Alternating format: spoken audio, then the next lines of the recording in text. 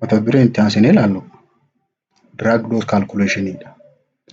Drug dose calculation jechuun akkamitti hamma dawaadhaa akkamitti shalayna kajuu. Sometimes drugs are prepared in amount ordered. Yeroo takka takka dawaan hanguma silaa nuti kennuu deemnu sanitti qophaa'ee dhufa. Garuu warreen hanga nuti kennuu deemnu sanitti hin qophaa'in shalagannee hanga silaa kennuu barbaannu sanitti deeffachuun gahee teenya. Not prepared and supplied in exact quantity, the nurse must do dosage calculation. Hangam takkaatu dhukkubsataa kanaa gayaa, hangam takka inni kun fudhachuu qabaa shalaguun gahee narsiidhaati. Kanaafuu dosage calculationii kana sirriitti narsiin beekuu qaba. The dosage must be in the same unit of measurement. Hammi dawaadhaa yeroo shalaynu unitii wal fakkaataa ta'uu qaba. Kanaaf isii kana sirriitti hordofuun barbaachisaadha. Conversion factor ilaalla. Conversion factor jechuun hanganni hangam taati yeroo waan sanii jijjiirru jechuudha. Conversion factor 1 kiloogiraamiin IB 2.2 kiiloon takka IB 2.2 1 gaalooniin kwartii 4 gaaloonaan tokko kwartii 4 1 teaspoonfuuliin ml 5 inchiin takka seentimeetira 2.54 inchiin takka liitarri tokko ml 1000 1 kiloogiraam giraama 1000 takka ooziin takka ml 30 takka ammoo 2 tablespoonfuulii fallaana shaayiidhaa 2 teaspoonfuuliidhaa fi tablespoonfuulii garagara. Teaspoonfuuliin ml 5 tabliin ammoo ml 15 1 giraamni miligiraama 1000 takka 1 miligiraamni maayikiroograama 1000 takka 1 centimeter is equal to 10 millimeter. 1 tablespoonfuuliin ml 15. Conversion factor kana sirriitti seef godhuu qabda. 1 kaabiin 80 fluid oziidha. Ozii 8. 1 pintiin kaappii 2. Burcuqqoo shaayiidhaa 2. 12 inchiin fuutii takka faana takka faantii takka inchii 12. 1 litiriin kwartii takka tuqaa 57. 1 IB'n ozii 16. 1 tablespoonfuuliin 3 teaspoonfuulidha. 1 tablespoonfuuliin ml 15 jenne. Kanaafuu teaspoonfuuliin ml 5 5/3 15. Sa'aatiin takka 60 minitiidha qaba 1 hawariin. 1 cc'n 1 ml'dha. 2 pintiin 1 kwaatiidha. Oziin 8 ml 240 gilaasii takka burcuqqoo takka wajjin wal qixa. 1 teaspoonfuuliin 60 geetiidha takka 60 dirooppiidha. Yeroo 60 xapxap jetti. 1 piitiin ml 500 takka ammoo ozii 16. Oziin takka ml 30. Oziin 4 ml 120. Conversion factor kana sirriitti beekuu qabda. Dawaa gara sanirraa gara kanaatti jijjiirrachuudha. Basic formula method of dosage calculation amma bal'inaan laalla. Yeroonii fi doozii waan nama tokkoof kennamu shalaynu formulaan bu'uuraa kan nuti fayyadamuu qabnu isa asii gadi ilaaluu deemu kana. Once the nurse has identified basic information about the drug, eega odeeffannoo waan dawaa sanii adda baafattee booda narsiin takka. Calculation can be performed to prepare drug. Dawaa san qopheessuudhaaf shalaga isii barbaachisu shalaguu qabdi. Kanaaf shalaga san shalaguudhaaf maal godhuu qabdi? Formulaa kana hubachuu qabdi. Basic formula method by hand. Basic formula method by hand jechuun waan harkaa qabdurra hundoofnee shalaguudha. To find the correct dosage of solid oral preparation dawaa bifa jajjabaadhaatiin qophaa'u such as taabileetii faa shalaguudhaaf the following formula may be used. Formula asii gadii kana fayyadamna. Akkam goona desired dose hiruu dose on hand walqixa dose administered hanga kennuu deemtu. The unknown X booda fakkeenyaa wajjin laalla. Hangi ati harkaa qabdu miligiraama hangana kan ati barbaaddu immoo kana yoo ta'e isa san waliif hirtee hanga sanirraa qopheeffatta. Fakkeenyaaf for example the nurse or physician is order cimetidine 800 mg. Doktorri tokko takka narsiin tokko cimetidine miligiraama 800 ajaje. Drug available as dawaan ammoo lafa jiru kasi bira jiru kan ati harkaa qabdu cimetidine miligiraama 400 mg. Kanaafuu kan ati ajajamte 800 kan ati immoo harkaa qabdu 400. We put number in place of letter in the above equation. Formula asii olii karee buusan fayyadamnee dawaa kana shalayna. Formulaan akkam jaa? Desired dose hiruu dose harkaa qabdu. Amma kan nuti harkaa qabnu miligiraama 400. Kan nuti bar feenu hoo miligiraama 800. Kanaafuu taabileetii hangamiin kennaa fi san shalaguudhaa deemta. Firii meeqaan kennaa fi dose desired kan nuti barbaannu miligiraama 800. Dose on hand kan nuti harkaa qabnu miligiraama 400. 800 kana 400 firta. 800 yeroo 4 firte 2 ta'a. Kanaafuu 2 tablet of 400 mg cimetidine san fuutee kennitaaf. Taabileetii 2 isa miligiraama 400 isan kennitaaf. Walitti meeqa ta'e miligiraama 800 san ta'e. Formula kana sirrii qabachuun barbaachisaa. Several formula can be used to calculate drug dose. Doozii hamma dawaa kenninuu fi shalaguudhaaf formulaalee garagaraa fayyadamuu dandeenya. One of these formulas used to set up proportion. Proportionii dawaa sanii wal gichisiisuudhaaf illee itti fayyadamna. Akkam jaa dose on hand irra quantity on hand walqixa ta'a dose desired. Fakkeenyaaf wajjin hojjennee ilaalla. For example, if erythromycin 500 mg is ordered, erythromycin miligiraama 500 si ajajame. San ajajamtee kenniif jaamtee. Supplied in liquid preparation containing garuu hajiru bifa dhangala'aatiin isa qophaa'ee jira. Inni bifa dhangala'aatiin qophaa'e sun 250 mg in 5 ml. ml 5 yeroo qiccee achi keessa erythromycin miligiraama 250 jira. How much volume of erythromycin is administered? Hangam takka kennitaa fi ml meeqa kennitaa?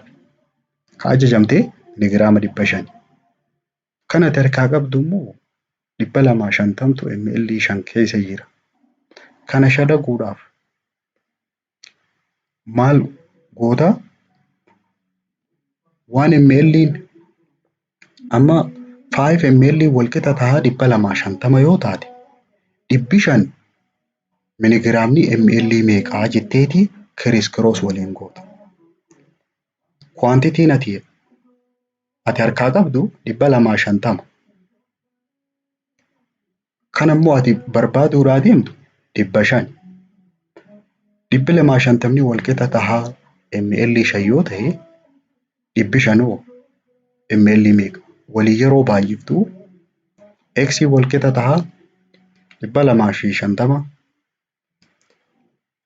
baay'isuu 250 yeroo 500 baay'isuu 2. Yeroo kana miligiraama 500 san harkachuudhaaf ml 5 kana lamaan baay'ifta jechuudha. 5 yeroo qiccee 250 Kanaafuu 500 saniin gahuudhaaf 5 kana hogguu 2 godhuu qabdu. ml 10tu miligiraama 500 keessanii wajjin wal qixa. Akkamitti dalaydaa 250 wal qixa ta'a 5 yoo ta'e 500 wal qixa ta'a meeqa? San booda 500 baay'isuu 5 hiruu 250. Yeroo kana waliin hirtu 500 baay'isuu 5 2000 fi 500 kaalkuleet yeroo waliin gootu. Formulaan isaa sii galuu qaba. 250 wal qixa ta'a ml 5 jenna. 500 meeqa?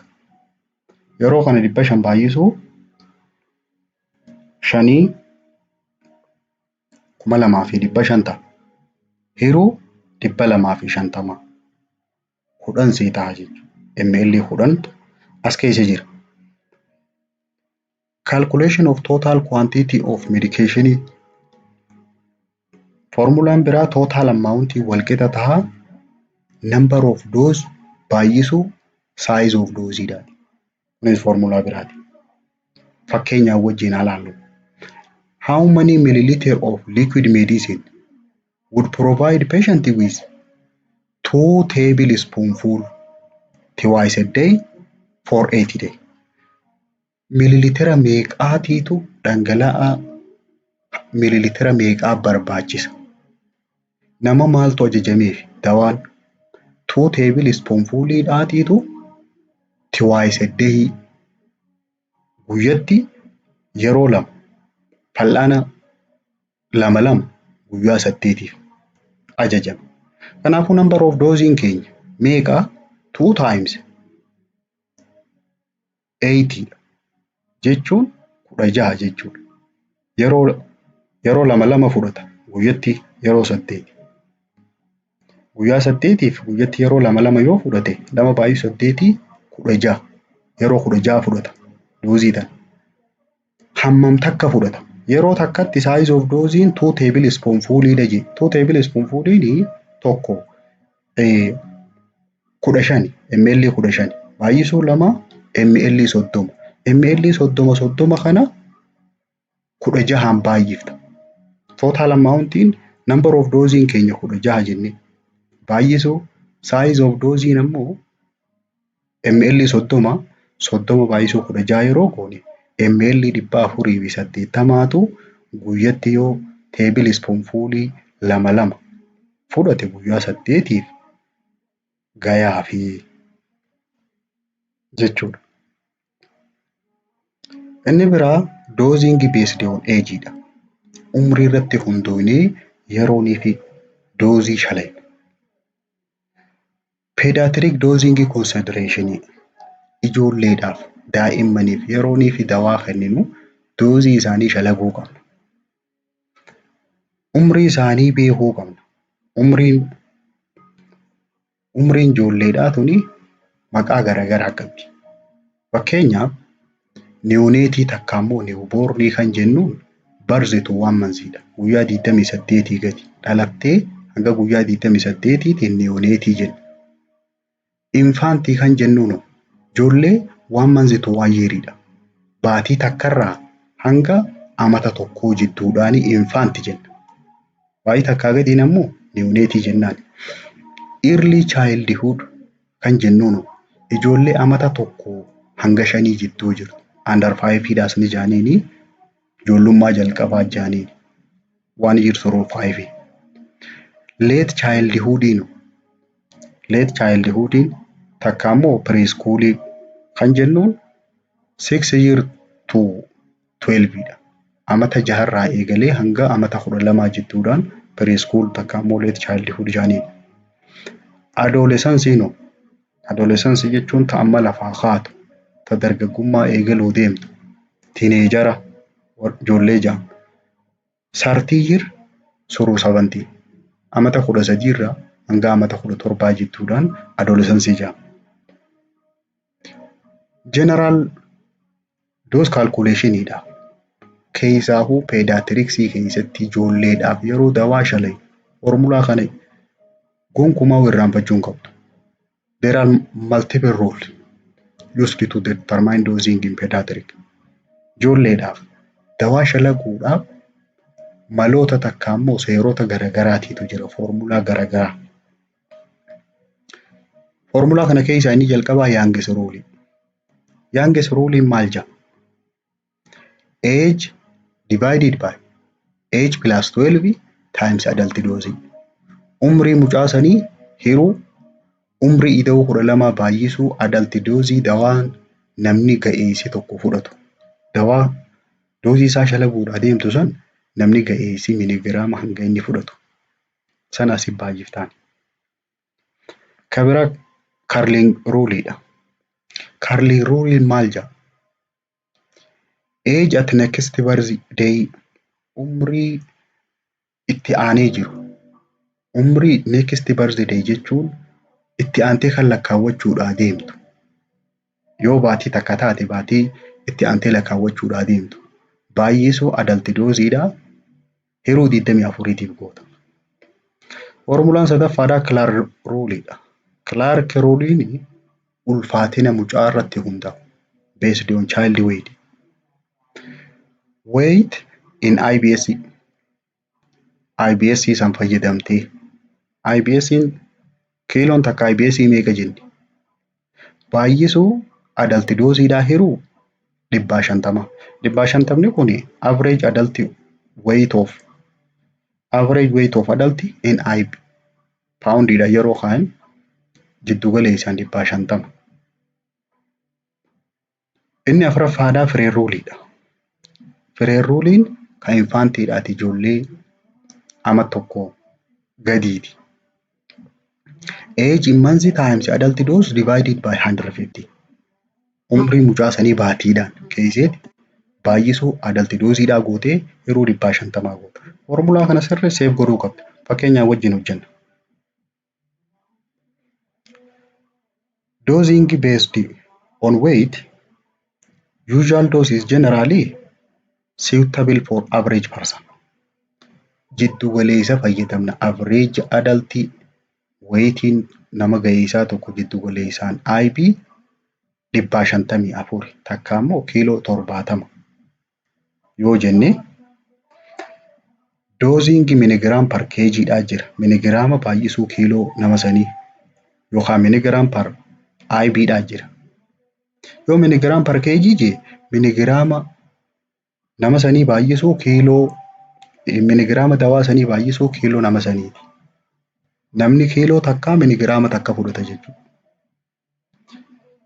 Weight times adult dose divided by 70. Goonee shalay nammaas yoo ulfaatina mucaasanii baay'isuu adult doziidhaa hiruu 70.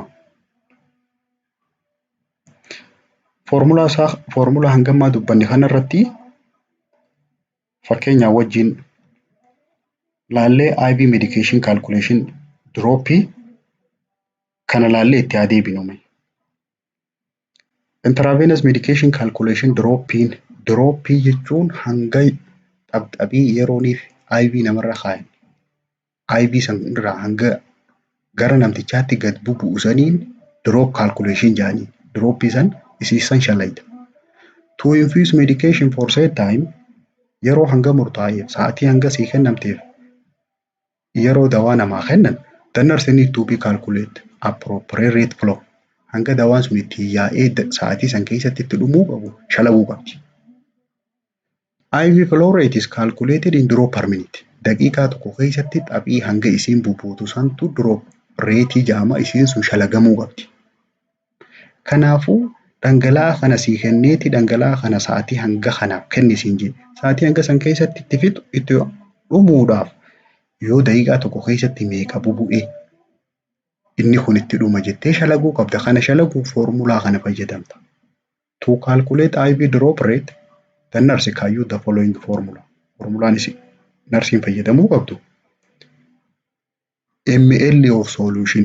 ml hanga kenniif siin jedhu. ml kuma takkaa jennu. Baay'isuu drop rate factory.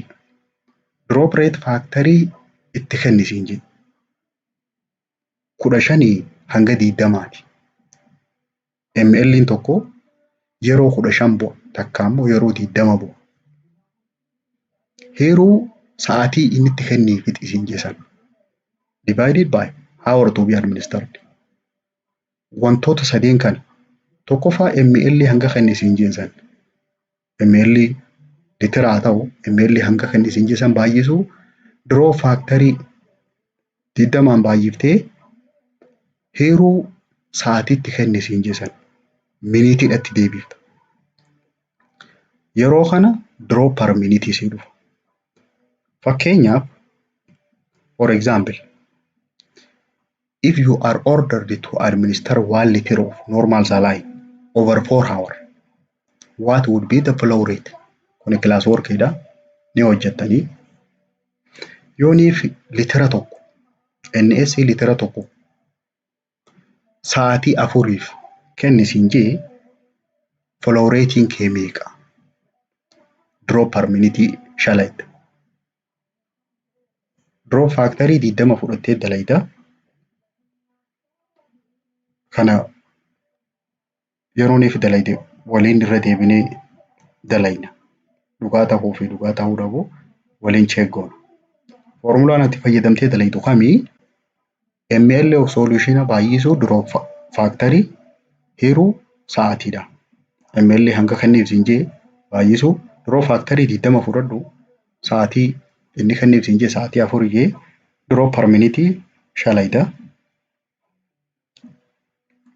Sagantaatti aanu IV fluididha waliin laalla.